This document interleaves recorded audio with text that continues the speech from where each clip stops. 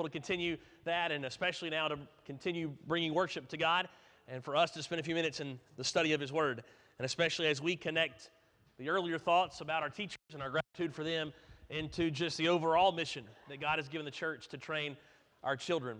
We're going to start in a minute in the book of 1 Samuel, so if you want to turn to 1 Samuel chapter 1, we'll begin there shortly. In your Old Testament, it's the book of 1 Samuel chapter 1. It was in November 2017 that 4 children were chosen by the Today Show on NBC to take on a superhero persona for themselves.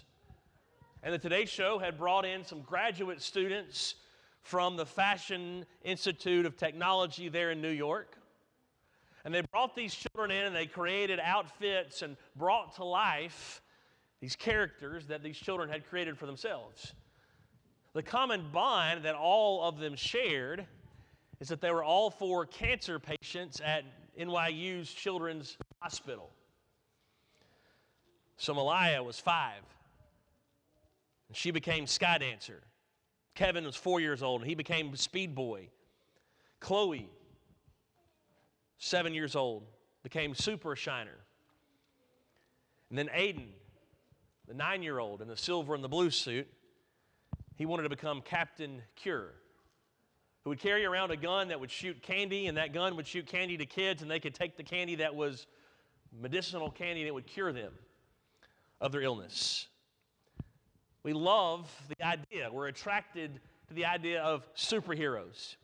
Heroes with great powers, heroes that can rescue us and inspire us. And while perhaps that may be our first thought and our quickest thought when we use the word hero is someone who inspires us, we also know something deeper than that. And that is that our truest heroes are not those that we're inspired by, but especially those whom we choose to imitate. Our truest heroes inspire us by their actions and by investing in us. And we, quote, grow up thinking more and more, I want to be like him or like her. Who would you say this morning are your true heroes? The people from any part of your life that you look up to and think, I need to be like, I want to be more like them and how they live. What if we pause for just a minute to close our eyes and think about that list of people who've been our heroes through the years?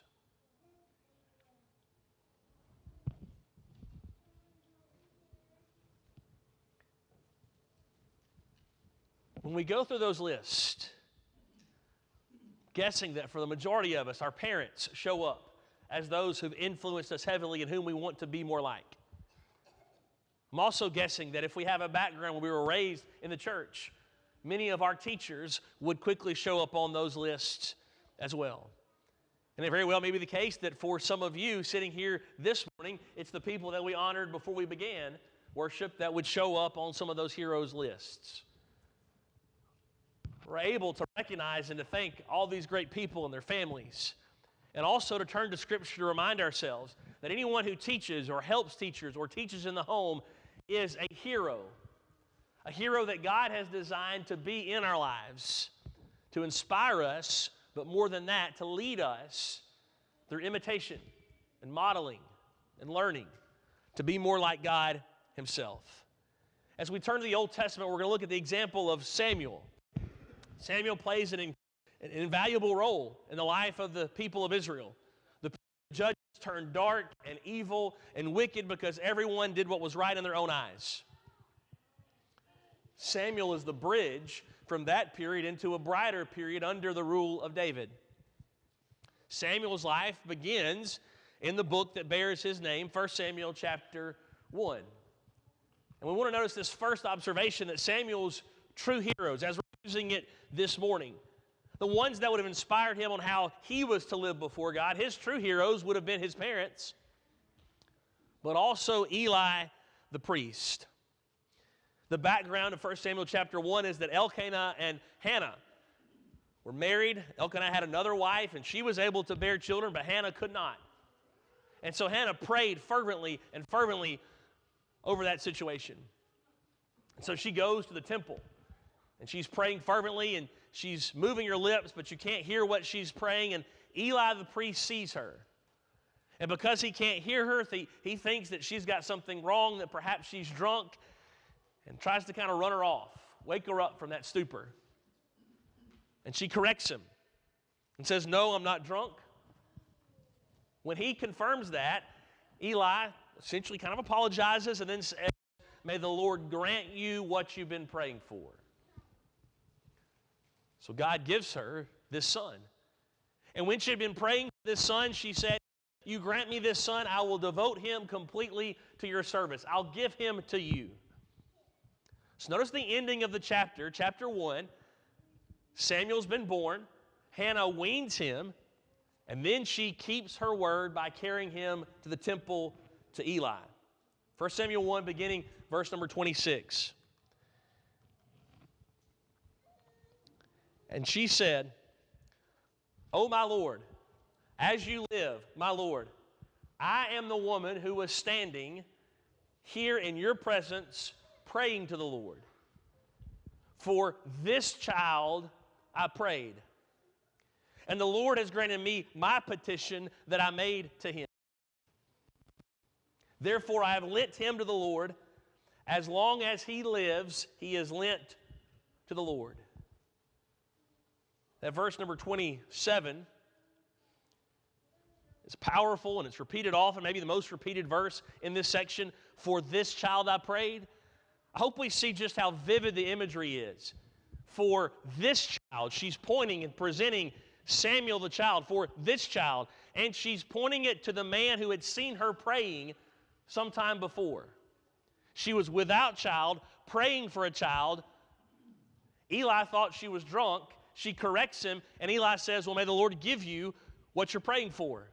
Now she's fulfilling that cycle, that loop. You want to know what I was praying for that day? I'm that woman. This is who I was praying for. And now I'm bringing him to you. I'm bringing him to the Lord. Do our children know that we've been praying for them? Do our children know what we've been praying for them? How often do we tell them? How often do we cast that vision of a godly life by reminding them, this is what I prayed for you before you were ever in my womb. This is what I prayed for you when I found out you were going to be born. This is what I prayed for you when you were born. And then maybe a step beyond that. Are our actions consistent with those desires and prayers? We could apply the same to the church here. Are we telling our children that are not from our homes but that are growing up here, I've been praying for you in this capacity? Maybe built a relationship of trust with them so that we can ask, how can I specifically be praying for you? And then be able to marry actions of trust that show that we're concerned and helpful in seeing those prayers come to life in their lives. You go to the end of chapter 2 and you look at verse number 26. A lot of chapter 2 is about the evil of Eli's sons. Samuel has begun to grow there in the midst of Eli's influence in the temple. And 26 of chapter 2 sounds really familiar to the end of Luke chapter 2. Listen carefully to 1 Samuel 2:26. Now the boy Samuel continued to grow, both in stature and in favor with the Lord, and also with man. So after the influence of Eli has taken over and Samuel is still young, the text still says he keeps on growing, and it's balanced, full growth. Yes, he grows tall. Yes, he grows physically, but he grows in the eyes of God, and he grows in the eyes of man.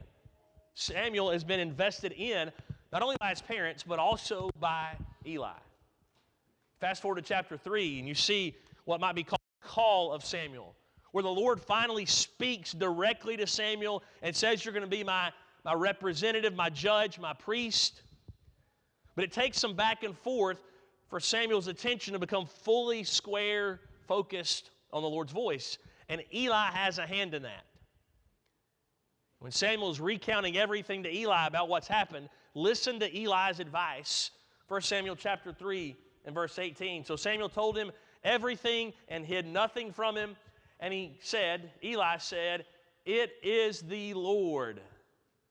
Let him do what seems good to him." If we're operating from a perspective of being those parents or those who are teachers or influences in the church, that's a verse we would do well to memorize. This is the Lord speaking. You do what the Lord has says is good. That's a soundtrack that we could repeat in our own mind and model for our own children to let them know that what God says is always best. While we're here, it's important to see Eli's influence continuing to grow, and that everything Samuel becomes is because of where his parents started out, how they kept their word to give him to the Lord fully, but then also now Eli's perspective in pointing him to follow the Lord. And notice carefully, Eli's perspective is Eli's age is not too great to influence Samuel. Just because Eli is older doesn't mean Eli no longer has any influence. That means that no matter what season of life you find yourself in, you're not beyond influencing our current children in their stages of life. But also notice something important. We said back in chapter 2 was a lot about the evil nature of Eli's sons. It also doesn't matter what perhaps you may have regrets about when it comes to your own children, or second guesses, or questions about how things were when you had children in your own home. Eli shows you can still keep investing in the younger generations. The Lord will redeem any effort you put into them, no matter what perhaps might describe your past, no matter what describes your own children's pasts. Eli shows us that God is always able to work through our honest, humble efforts to invest in upcoming generations. But now fast forward to chapter 8. We see Samuel now on his own. He's ruling as the singular judge for the nation.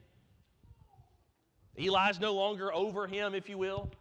Samuel's the man. And the nation appreciated him. They were led by him willingly. But Samuel's sons don't have the same privilege. They reject their leadership, and they demand a king. We want to be like every other nation. So listen to God's words to Samuel in 1 Samuel chapter 8, verse 7. The Lord said to Samuel, "Obey the voice of the people in all that they say to you. For they have not rejected you, but they have rejected me from being a king over them." This is an incredibly important juncture in Samuel's life. It might seem to be one of his darkest days, but it's also true. He had been raised and prepared for this very moment, a moment when he was rejected. And God says, "You're not really rejecting you, they're rejecting me." As we train our children, those who grow up in our own homes, and as we train the children of the church, we must be mindful that in a very real way, training for discipleship is also preparation for rejection. To live the life that pleases God will create conflict among those who don't know God. It will stand out as different. It will stand out as awkward and peculiar. Samuel was prepared by his parents and by Eli, and how do we know? He endured with faithfulness even when the whole nation rejected his leadership. And so whether we're parents or whether we are the church influencing other homes and their children, we cannot simultaneously seek acceptance by others or seek to impress others while also seeking to please God. The order of those is always fundamental. We do our best to always be kind, to be loving, to keep open relationships with everyone possible. But we first seek to please God. And our discipleship is tested when we're on our own, when we're independent to make our own choices, and then there's some tension. And then there's rejection. Samuel models for us how he was prepared by his parents and by Eli for that. So notice kind of a summary of this idea, that Samuel is a product of his home, who pointed him to God, and Eli, God's design for his people to point him to God. That's always been God's design, to have overlapping influences of both the church and the home. So we're using church because that's our era today, right? Eli, technically not the church, but the people of God, the leadership of God's people. As we think about plants and the gifts that the teachers were given, there's an overlapping of influences. Plants get nutrients from the soil and from water, and plants get energy from the sun. There's an overlapping of influences that causes growth in a plant. Others have illustrated this idea with the color orange. The church represents the light that comes from God. The home represents the love that's built and instilled within people when they're children. And they overlap to create disciples who see that love on a daily basis, who hear the truth taught. So what you see in Samuel is what God has had in mind all along and what God continues to have in mind for us as the church. An overlap of homes that point their children to the Lord and a church that equips those children and those parents. But if we fast forward, we see how Samuel completes the loop. That not only was Samuel invested in by his parent and by Eli, but now Samuel, as he grows older, becomes that source of influence for David. If David is going to tell us at the end of his life, here are who my true heroes are, he's likely going to start, maybe with Jesse and his household, but then quickly get to Samuel, who invested in him. So we go to 1 Samuel chapter 16. We're reminded of that day that Samuel goes to Jesse's house.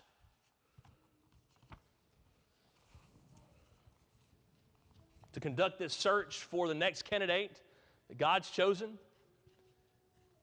And Samuel thinks the first boy that walks in, he must be the best, he must be the one that I've came to anoint. That's 1 Samuel chapter 16 and verse 6. Surely the Lord's anointed is before him.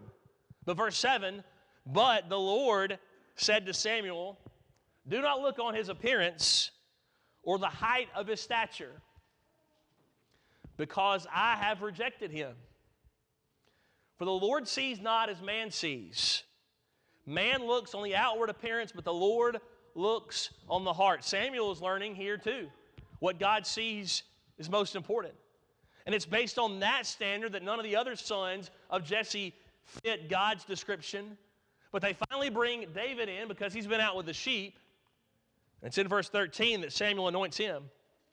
Then Samuel took the horn of oil and anointed him in the midst of his brothers. And the Spirit of the Lord rushed down upon David from that day forward. And Samuel rose up and went to Ramah. So Samuel's not going to live where King Saul is. You can see many reasons why. He knew his life would probably be at risk. But he anoints David. He's passing the torch from King Saul to David. As David grows and as David increases his own military capacity, he kills Goliath, and the people begin to recognize something's different and special about David. Saul keeps trying to kill David. And you'll remember there were two back-to-back incidents in chapter 19 where Saul throws the spear at David and misses. David goes to his room with Michal, who's Saul's daughter, his wife. And she says, if you're going to survive, you better leave tonight. She offers to help him. She puts a statue in the bed. She puts goat hair on its head so that it looks like David's still in bed. So when the men rush up, they think he's still in the bed. They're going to kill David, but David's long gone. Look at verse 18 of chapter 19. Where's David going to go? He has no safety in the city. 1 Samuel chapter 19, verse 18. Now David fled and escaped, and he came to Samuel at Ramah and told him all that Saul had done to him. And he and Samuel went and lived at Naioth. So you see this coming full circle. Samuel knows he can't trust Saul. David's been shown at plenty of evidence he can no longer trust Saul. That David is under attack by the sitting king. And David goes to the one person he can now trust, the man who anointed him, the man who was told by God, this is the man who has the heart of the king that I want. And so David chooses to live with Samuel. Fast forward to chapter 25, you see the death of Samuel. Now Samuel died, and all Israel assembled and mourned for him, and they buried him in his house at Ramah. Then David rose and went down to the wilderness of Paran. That's an important detail at the end of verse 1, because now David can no longer hide out with Samuel. The speculation is that Paran is the farthest point in his own territory of Judah that would be away from King Saul. He no longer has the protection of his mentor, of the priest who anointed him, and so now he's on the run from Saul. So you see how David would have quickly listed Samuel and his influence in his life as one of his true heroes. He comes from a house of Jesse that respected God, but then beyond that, Samuel, as a leader of God, investing in him. So as we apply this to ourselves and see the loop completed, we need to see that every child that's a part of this church, connected to this church, needs two things. Every child needs two things. Number one, parents who are deepening their own faith. Parents who recognize that the more they are strengthened, the more they are equipped, the more they can then equip their own children. And the more children see us and how we go about deepening our faith, growing our faith, the more they learn how to do that very thing themselves. And the second thing is that every child needs non-parent influences of their faith. It's that combination of resources, of influences. And what I hope we notice this morning is how Bible classes themselves provide both of those pillars. That when parents are in a Bible class themselves with other adults, sometimes adults of their own age, sometimes adults of different ages, then they are deepening their faith through the study of the Word of God, through wisdom and experience and questions and challenges and comments. Beyond that, when parents are willing to teach, they're challenging themselves to learn even more. We learn best typically when we are able to teach it. There's even some who would ask, do you really know it if you cannot teach it? So Bible classes provide a means for us as parents to deepen our own faith, and that will benefit our children the most. But second, you can clearly see how Bible classes also provide those non-parent spiritual influences to continue investing in our children as well, as teachers, as helpers, as those who encourage. What a blessing it is for us to be able to look back and say, well, I may not remember everything they taught me, or may not remember anything specifically that they taught me, but I can remember that they invested in me and list them by name. One thing I hope we understand, what's interesting is there were several people filling out the sheets who said, I know I taught throughout the years, but I just can't remember all of the kids that I taught to write down on the paper. And I hope we understand that's okay. The Lord's not asking us to remember every child that we taught. But what likely is true is that we as children do remember everyone who taught us, who invested in us, who showed up, who studied, who engaged us, who encouraged us, who followed up with us outside of class. What a great blessing that then becomes to continue the faith that God has entrusted to us. Hebrews 5 is a corrective text, a warning text. I don't want to use it for that main purpose this morning. I just want us to see the trajectory that the Hebrews writer has in view. He says, chapter 5, verse 12, though by this time you ought to be teachers, you need someone to teach you again the basic principles of the oracles of God. You need milk, not solid food. For everyone who lives on milk is unskilled in the word of righteousness, since he is a child. But solid food is for the mature, for those who have their powers of discernment trained by constant practice to distinguish good from evil. I love the combination of words in verse 14. He's not only talking about head knowledge. It clearly is head knowledge, but it's trained by constant practice. Always connecting the dots from head knowledge to action. And what I hope we see is this trajectory, that we are either growing and maturing through putting it into practice, which has on the top end of maturity as teaching. That's where it begins, verse 12. Or our faith is shrinking, which is evidenced in the inability to know right from wrong. We're somewhere on that trajectory. Either we're maturing, and that'll reveal itself more and more, even at the end of teaching, or we're shrinking away, and that's evidenced by not even knowing what's true anymore and right anymore in the eyes of God. Ryan mentioned this text in his remarks. Paul's telling Timothy, as a preacher, what you ought to do.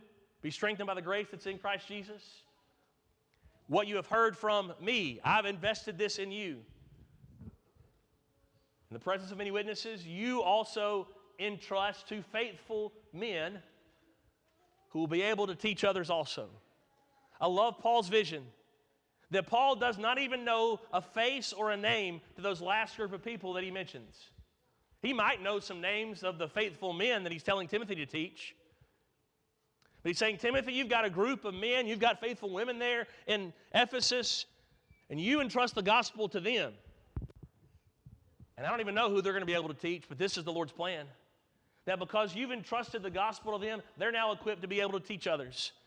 And to keep seeing the cycle continue throughout generations. What's true about Samuel, what's true about Paul, and then what's true about Timothy is also true and must continue to be true about this church at Parish. Children trained in the Lord grow up to become disciples who train other children to know the Lord. That's the process. And as Brother Roger mentioned, and as Matt mentioned in his thoughts, as Ryan mentioned, all three of our deacons this morning who led us in that emphasis are products, number one, of a home that pointed them to the Lord, and number two, not only of a church that pointed them to the Lord, but of this church that pointed them to the Lord. The cycle that God has in mind is alive and well and active because of our trust in Him to keep causing growth. And if that cycle is going to continue, it's up to us to commit to that cycle of investment, no matter our station in life, no matter what we think our skills and abilities are, but to find ways to use those to invest in the upcoming generations, today and as long as we live. This morning, if you're not a Christian, today's the best day to make that decision. Whatever plans we have for the rest of the day, for food, for naps this afternoon, anything else, pales in comparison to the decision to obey Jesus Christ. And so we want you to decide to follow Him today, to put Him on in baptism, to enjoy the blessing of forgiveness and salvation in Christ. Maybe you have made that decision, but you know that you've not been living in Him. You can come back to Him too. What an example to set. What a moment to teach all of our members and all of our children about God's willingness to keep forgiving us. If that's a decision you need to make, I pray that you'll make it today as well. Please know that we're here for you, that we're all here for you, and that we love you. Would you come now as we sing?